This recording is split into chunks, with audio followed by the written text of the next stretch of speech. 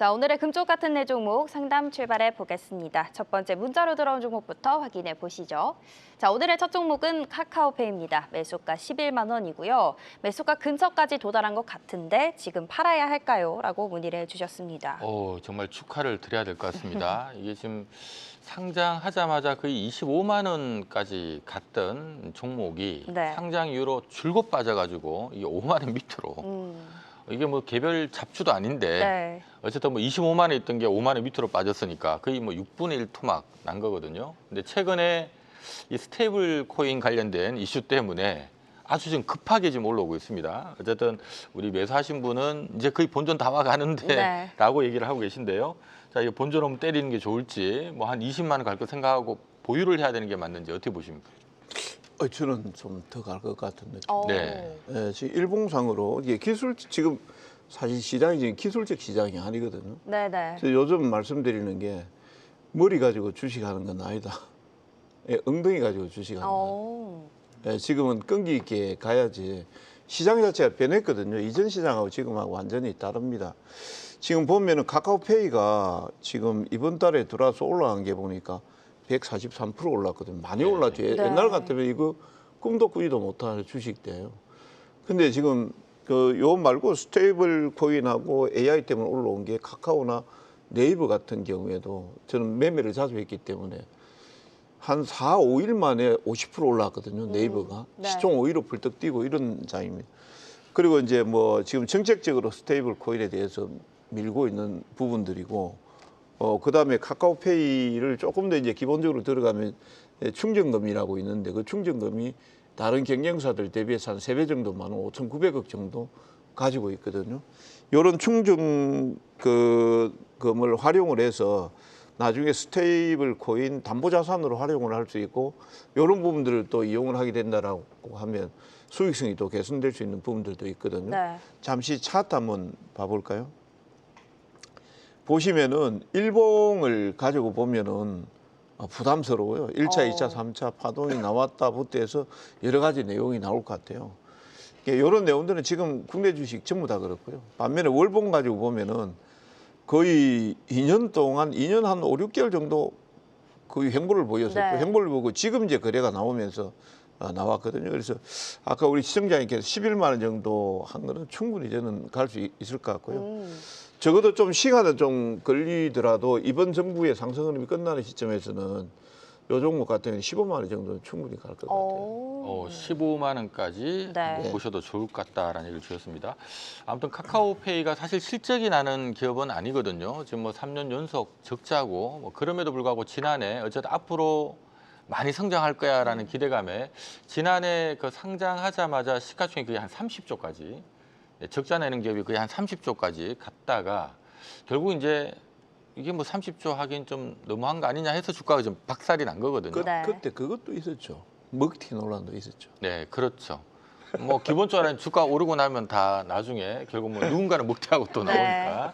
근데 어쨌든 아직도 이제 뭐 올해 내년 내후년도는 이제 실적이 좀 흑자 내고 좀 실적도 좀 보일 거다라는 뭐 소문이 있긴 합니다만은 그래도 이제 12조까지 올라갔거든요. 지금 분위기는 어쨌든 간에 신정부 수혜주로 좀 거론되면서 가는 거라서 여기서 쉽게 꺾일 것 같지는 않긴 한데 네, 어느 정도까지 보느냐 하는 게 관건인 것 같습니다. 우선 이제 지금 얘기가 되고 있는 게 스테이블 코인 관련된 부분인데 우리가 일반적인 암호화폐는 이제 가치 변동형이라고 합니다. 그러면 이제 내일 당장 시세가 어떻게 변할지 모르는 거고 스테이블 코인이라는 것은 시세가 정해져 있는 거예요. 우리가 이 시세로 정하자라고 딱 정하고 난 다음에 이게 가치 고정형이 되는 거죠. 그래서 이 암호화폐에 대한 부분은 똑같지만 가치가 정해져 있냐, 가치가 매일 바뀌냐에 따라서 우리가 비트코인이 될 수 있는 거고 스테이블 코인이 될 수 있는 건데 우리가 이런 스테이블 코인 관련된 부분에서 우리나라뿐만이 아니라 많은 나라들이 현재 이런 스테이블 코인 관련된 부분에서에 대한 발행을 얘기를 하고 있습니다. 그러면 현재 이 카카오페이 같은 경우에도 우리가 이 카카오라는 기업과 네이버에 대한 기업이 결국에는 어떻게 보면 이제 플랫폼이라는 가장 큰 역할을 지금 하고 있는 기업들이기 때문에 앞으로도 이런 AI에 대한 부분이라든지 또는 이런 스테이블 코인 관련된 이슈는 계속적인 호재로 드러날 가능성이 저 높다고 봐요. 특히 이제 현재 이재명 정부 들어오고 난 다음에 오늘 또 네이버 전 대표 한성숙 씨가 이번에 장관 후보자로 또 임명이 되는 부분들이었고, 현재 AI 수석 관련해서 또 하정우 씨 같은 경우에도 과거 네이버에서 일했던 이력이 있는 분입니다. 그런 과정들을 감안해서 봤을 때 이런 AI 플랫폼을 활용하고자 하는 정부의 의지가 현재는 인사에 반영되고 있다. 그 말인즉슨 이런 카카오페이라든지 또는 네이버 그룹들에 대한 변화도 앞으로도 이어질 가능성이 저는 높다고 보고요. 그래서 현재에 대한 흐름상으로는 우리가 10만 원대가 흔히 가격이 딱 떨어지는 라운드 피겨 가격이라고 합니다. 그죠? 저항과 지지가 맞닿은 점이다 보니까 한번 오늘 맞고 빠지는 움직임이지만 우리 시청자분 11만 원대까지는 좀 더 홀딩 하시면서 한번 가져가 보시는 전략, 손해보고 팔지 말자는 말씀을 드리고, 대신에 11만 원 돼가지고 본전 치고 넣으면 아깝잖아요. 그죠? 네. 왜냐하면 바닥에서 지금 3만 원대부터 오르기 시작해가지고 그러면서 이제 그 마이너스 70%도 버티셨는데 본전돼서 기분 좋다 이렇게 생각하면 저는 좀 억울할 것 같거든요. 그래서 저는 오히려 조정이 나타난다면, 하락이 나타난다면 그때는 마음을 좀 굳게 드시고 한번 추가 매수라도 한번 하셔서 단가를 한번 낮춰보는 전략으로 말씀을 드리고 싶습니다. 네. 네, 자 저희가 뭐 주식교육원에도 이 달리는 말에 올라타라라는 말이 있고요. 오른 종목을 쉽게 팔지 마라라는 얘기가 있거든요. 그만큼 한번 시세가 한쪽으로 잡히기 시작하면 그쪽으로 좀 뻗어가려고 하는 관성의 힘이라고 하는 게 시장에 있습니다. 그걸 감안하면 어쨌든 단기간 좀 많이 급등을 했지만 좀 더 추가 상승 여력이 있다라는 쪽의 방향을 좀 잡아두시는 게 좋을 것 같고요. 다만 주가가 불과 한 달 전에 3만 원 하던 게 네. 지금 9만 원이면 뭔가 지금 기대치도 상당히 지금 반영은 했다라고 그쵸. 봐야 되는 거거든요. 네. 이제는 뭐 여기서부터 올라가는 폭은 이제 뭐 이전만큼의 어떤 힘이 나오지는 않는다라는 것도 좀 염두를 하고 좀 대응을 하셔야 될 것 같습니다. 좋습니다. 일단 두 분 다 매수가 그 이상까지는 올 수 있다라고 짚어주셨으니까 조금 더 홀딩해 보시는 전략이 좋을 것 같습니다. 자, 첫 번째 카카오페이 만나봤고요. 이어서 다음 상담 전화로 확인해 보겠습니다. 네, 시청자님 안녕하세요. 예, 안녕하세요. 네, 안녕하세요. 오늘 어떤 종목 네. 상담 도와드릴까요? 하나 시스템이요. 한화 시스템이요. 이거 매수하신 가격이 어떻게 되세요?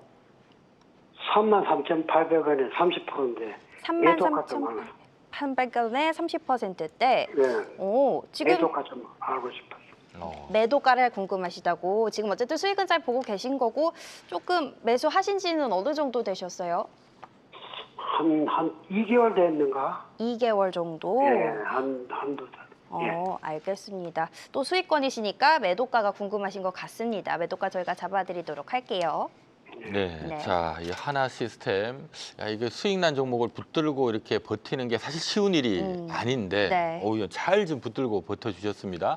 자, 얼마 정도의 이제 서서히 좀 매도를 준비하면 좋을까가 관건인 것 같습니다. 지금 거의 수익률이 조금만 더 올라가면 따블이것이거든요. 네. 답을 났네요. 네. 얼마까지 볼까요?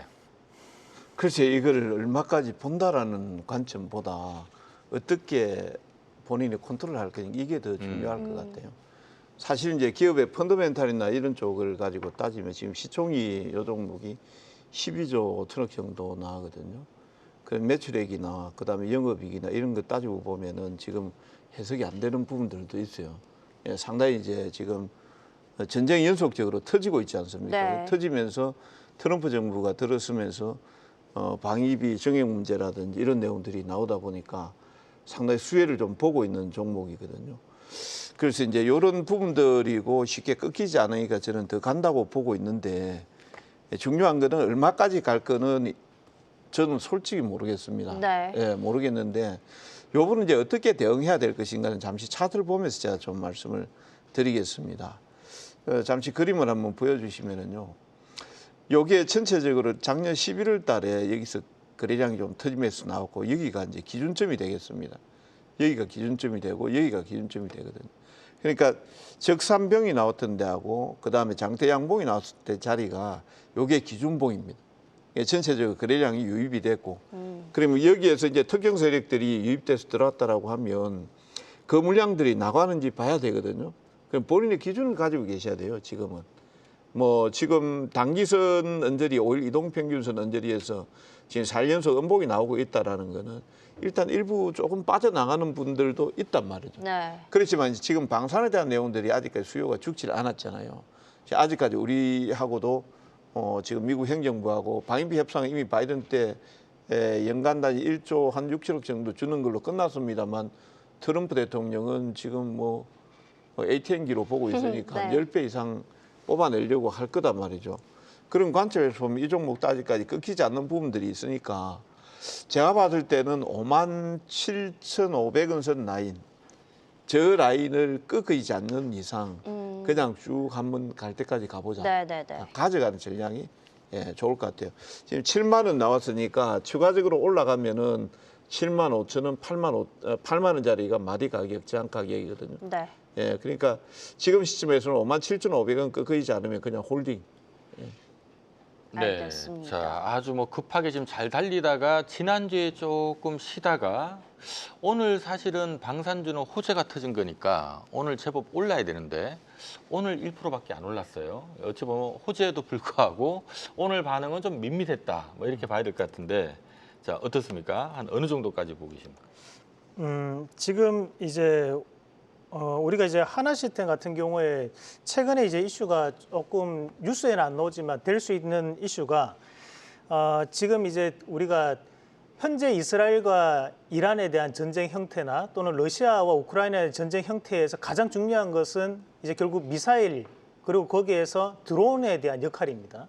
예전처럼 이제 고지전에 대한 개념 자체는 상당히 많이 사라졌고, 그러나 지금 이 하나 시스템이 현재 뉴스가 나올 수 있는 이슈가 뭐냐면 안티 드론이라고 해서 이제 드론을 요격할 수 있는 시스템을 보유하고 있는 기업이 이 하나 시스템입니다.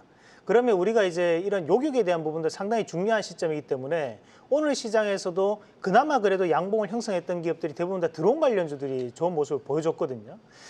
지금 하나 시스템 같은 경우에 7만 원에 대한 저항이 딱 잡혀 있습니다. 근데 제가 판단했을 때는 7만 원 자리를 돌파를 해서 넘어간다면 그때는 현재 이 종목이 조심스럽지만 9만 원에서 10만 원까지 저는 충분히 가능하다라는 입장을 가지고 있고요. 네. 대신에 한 가지 우리 시청자님이 명심하고 보셔야 되는 것은 지금 하단에 보시면 가격대로 봤을 때 5만 5천 원 부분 자체가 우리가 흔히 종목에 대한 수급적인 마디 부분이라고 해서 평균 가격이 맞물리는 자리들이거든요.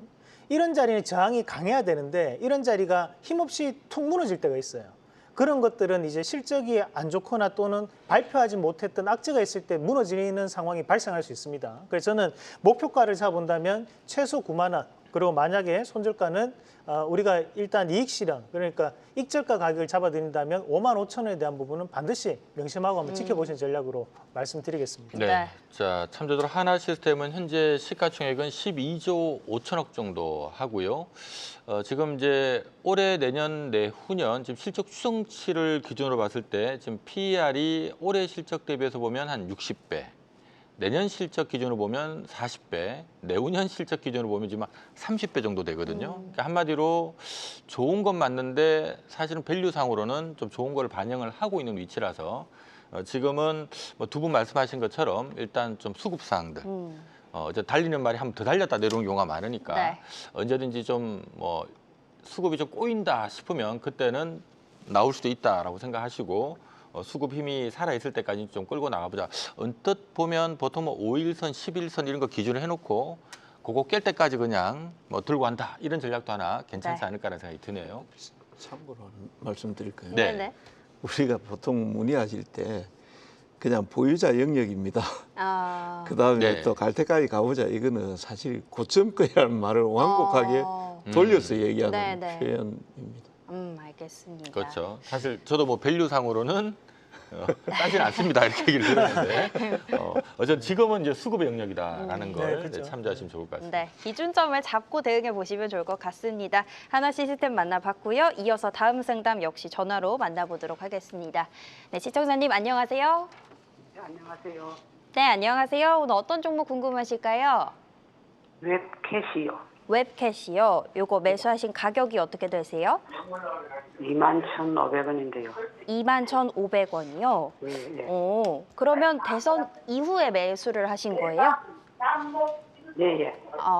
알겠습니다. 조금 매수하신 가격이 높으신 네. 것 같아요. 고민이 되실 것 같은데 지역 화폐 뭐 정책 관련주들 그래도 흐름은 괜찮지 않나 싶습니다. 네, 자 웹캐시 지금 뭐 손해가 조금 나 있은 상태인데 자 좀 붙들고 있으면 본전 올지 또는 더 수익도 가능한지 어떻게 보십니까 웹캐시는? 그래서 이제 웹캐시 같은 경우에는 약간 이제 정책 테마주로 해서 네. 좀 올라갔던 부분들이 있으니까 이런 부분들이 조금 부담스럽기는 해요. 이게 대선 전부터 해서 주가가 쭉 올라왔었고 사실 기업 내용을 보면 격리나라 국내 40만 중소기업이 사용하고 있는 그 기업용 회계 서비스라고 온라인 회계 서비스라고 보시면 되겠습니다. 그리고 이제 영업이익이라든지 이런 것들도 뭐 견조하게 지금 나오고 있는 시점이고, 다만 이제 앞에 이제 지역화폐 관련주라든지 이런 내용들이 추가 경정 예산에 대한 내용들이 나왔을 때 그때부터 주가들이 오히려 차익들이 나오기 시작했거든요. 그래서 이제 이런 부분들을 조금 이제 보시면서 접근하는 게 좋을 것 같아요.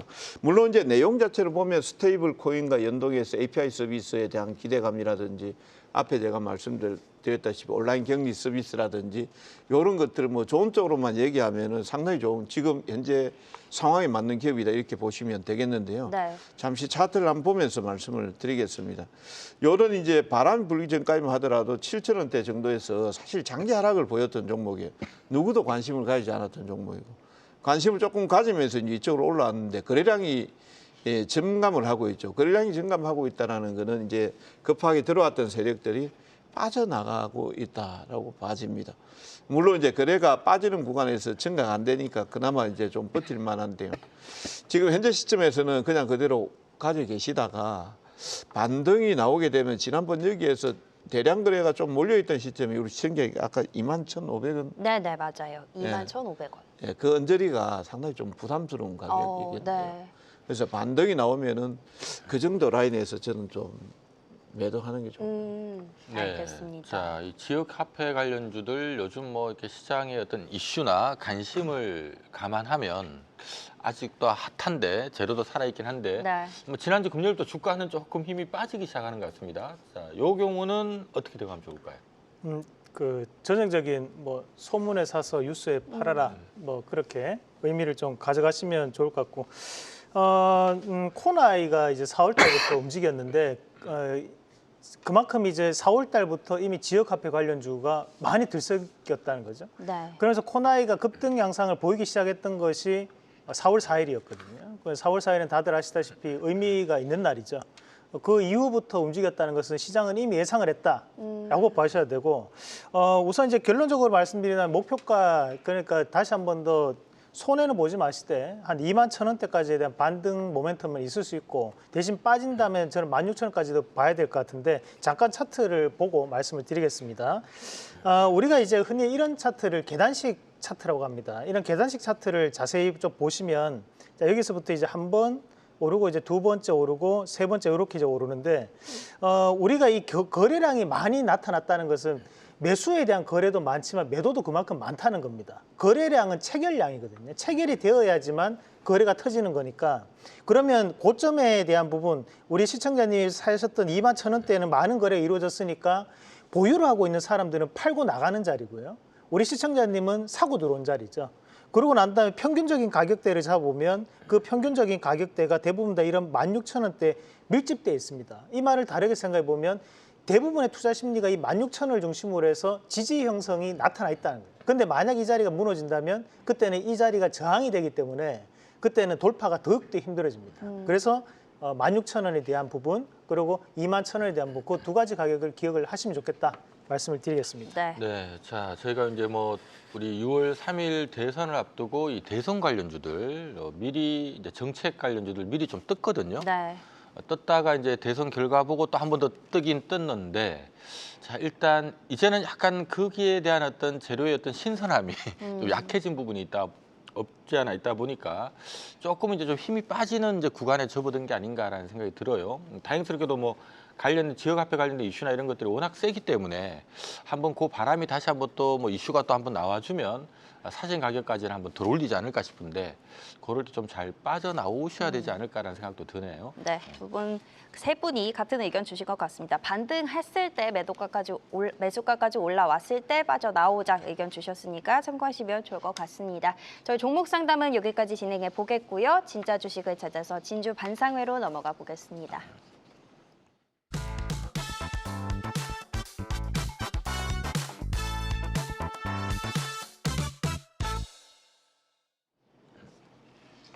자, 그럼 오늘 두 분이 가져오신 진짜 주식, 진주 같은 종목들 바로 확인해 보도록 하겠습니다. 자, 먼저 단기 종목들인데요. 두 분의 단기 종목입니다. 무더위 속 시원하게 해줄 종목, 이상로 파트너는 삼성 SDS 가져오셨고요. 이동근 파트너는 CJ 대한통운 가져오셨습니다. 네, 자 무더위 속을 시원하게 해줄 종목이라고 준비를 해주셨어요. 네. 어떤 이유로 속 시원하게 해줄 수 있을지 CJ 대한통운부터 한번 들어볼까요? 속이 뒤집어지겠네. 근데 가져온 이유가 네. 명확하게 있습니다. 왜 그러냐면은 지금 대한통운은 지금 호르무즈 해협이 봉쇄 마작이 된다 그러면은 타격을 제일 많이 받는 종목이에요. 네. 왜 그러냐면 국제유가가 올라가서 안 좋지. 거기다가 또 물동량이 아무튼 뭐 줄어서 안 좋죠. 네. 직접적으로 타격을 받는 종목이잖아요. 근데 이제 앞에도 제가 말씀드렸다시피 호르무즈 봉쇄가 장기간으로 가면은 정말 힘들 것 같아요. 만약 그게 이란이 무력으로 한다라고 하면. 근데 저는 이제 그렇게 안 된다는 생각을 하고 있고요. 대한통운 같은 경우는 사실 이제 물류회사입니다. 그러면 앞으로 물동량이 많아져야 되고 물류 운송이 많아야 되잖아요. 네. 지금 실물 경기는 정말 안 좋다 그럽니다. 바깥에 나가 보시면은 아시겠지만. 근데 이번에 이제 신정부 들어와서 경기 부양책을 해서 35조 원 이렇게 쓰잖아요. 그러면 주로 이제 생필품들 같은 거 많이 구입들 하실 것 같아요. 그러면은 일단은 이제 매출에 대한 부분들이 조금 증가될 수 있는 부분들이고요. 네. 그다음에 이제 국제 유가에 대한 부분들인데 그거는 이제 앞으로 이제 국제 정치하고 많이 맞물려 있습니다만 그 부분은 충분히 저는 해소되리라고 생각을 하고 있고요. 지금 잠시 차트를 한번 보시면은요. 대한통운 차트를 한번 보시면은 저게 우리가 가장 기본적인 내용들이에요. 이동평균선은 모였다가 흩어졌다 이걸 반복적으로 하고 있거든요. 네. 그 여기 보시면은 여기에서 모였다가 다시 올라갔다가 지금 여기 모이는 과정이거든요. 네. 그 지금 우리가 지금 앞에 카카오페이나 급등했던 종목들 다 보시면은 이런 구조를 가지고 있어요. 요 과정이 지나고 나서 현대로템은 2020년도 12월 달에 이런 과정들이 있었어요. 그때부터 한 10배 넘게 올라갔거든요. 그게 물론 대한통운은 속도전이 있는 회사입니다만 절대 네. 속도가 있는 회사가 아니에요. 그게 네. 10배 올라간다 이런 게 아니고 10%라도 올라갔으면 좋겠다라는 생각이. 그러니까 지금 가격적으로 별 부담이 없다는 말이에요. 네, 알겠습니다. 자 CJ 대한통운 지난주 금요일은 이제 새 정부의 어떤 경기 부양 기대감에 급등을 했다가 오늘은 이제 호르무즈 일단 뭐 주말에 있었던 일단 중동발 이슈 때문에 네. 다시 내려앉았는데 지금 들어보니까 요걸 좀 기회로 보자라고 준비를 해주신 것 같습니다. 앞서 가격도 별 부담은 없어요라고 얘기를 주셨는데요. 참조적으로 CJ 대한통운이 지금 시가총액이 2조 원입니다. 그래도 한 해 영업이익이 한 5, 6천억, 순이익도 한 2, 3천억 원 나오는 회사라서 가격은 실제로 부담이 없는 그런 위치라서 뭔가 신정부 경기 수혜주하고 조금 시장의 분위기만 좀 타주면 말씀하셨던 단기 시세도 충분히 가능하지 않을까 기대가 되네요. 자, 한편 요즘 핫한 삼성 SDS 자 들어간다고 보는 거죠? 네, 그죠. 지금 일단 우리가 이제 대시세라는 것은 항상 정부 정책을 비롯한 부분에서 발생을 하게 되는 부분들인데요. 우리가 현재 방산주 같은 경우에도 문재인 정부부터 투자를 해왔던 것이 현재까지 이어지면서 방산주들이 큰 랠리를 보이는 것처럼 마찬가지로 현재 이재명 정부라고 했을 때 가장 우선적으로 떠오르는 것이 바로 이 AI라는 키워드입니다. 근데 그런 AI라는 키워드에서 현재 이슈가 될 수 있는 것이 바로 이 데이터 센터에 대한 부분인데 오늘 시장에서도 우리가 이 데이터 센터 관련한 기업들을 제가 한번 읊어드리겠습니다. 자, 네이버, 그리고 카카오, 그리고 이제 SK트럭스, 그리고 LG는 CNS라고 비상장 기업이 있습니다. 네. 그리고 현재 이 삼성 SDS까지 말씀드렸던 이 기업들의 공통점이 바로 이 데이터 센터 관련주라는 거예요. 특히 이제 삼성 SDS 같은 경우는 삼성그룹 내 AI 솔루션을 담당하고 있는 기업이고 자동화에 대한 부분을 가장 우선적으로 시스템을 구축하고 있는 기업이 바로 이 삼성 SDS입니다.